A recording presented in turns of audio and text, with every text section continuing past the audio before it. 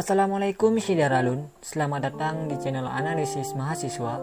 Di video kali ini, kita akan membahas tentang sejarah mengapa Aceh disebut tanah rencong. Jangan lupa like video ini, komen, dan berlangganan channel ini. Berbicara mengenai Aceh, banyak sekali hal yang bisa kita bahas, baik dari segi politik, ekonomi, sejarah, dan juga budayanya. Aceh merupakan negeri yang kaya, dan merupakan sebuah kebanggaan bagi kita masyarakat Aceh, masih sangat menjunjung tinggi syariat Islam. Aceh merupakan salah satu provinsi paling barat di Indonesia. Aceh terkenal dengan nama Serambi Mekah. Tapi tidak hanya itu, Aceh juga dikenal sebagai tanah rencong. Kenapa Aceh disebut tanah rencong? Hal ini mempunyai jawaban yang sangat simpel, yaitu karena di Aceh terdapat rencong. Jadi Syidaralun, kita akan membahas lebih dalam tentang rencong ini. Yang menjadikan rencong ini berbeda adalah rencong ini hanya dapat kita jumpai di tanah Aceh, tidak seperti geris yang tersebar di Sumatera, Jawa, dan juga Bali. Pada zaman dulu, rencong sering digunakan oleh raja-raja dan juga bangsawan Aceh. Rencong juga digunakan oleh para pejuang Aceh ketika melawan penjajah.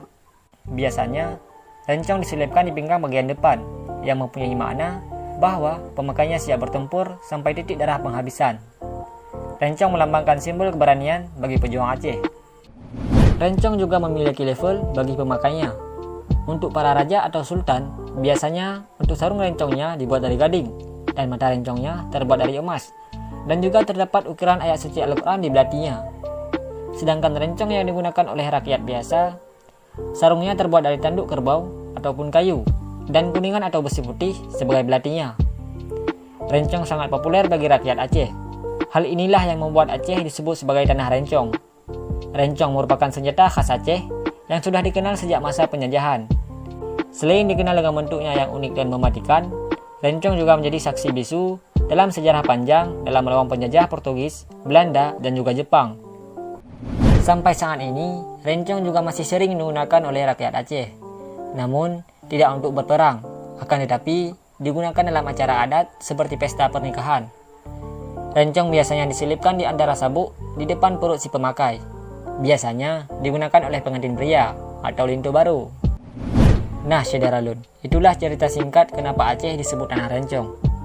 Cukup sekian untuk video kali ini. Apabila ada kesalahan dalam penyebutan, mohon dimaafkan. Jangan lupa like video ini, komen, dan berlangganan channel ini.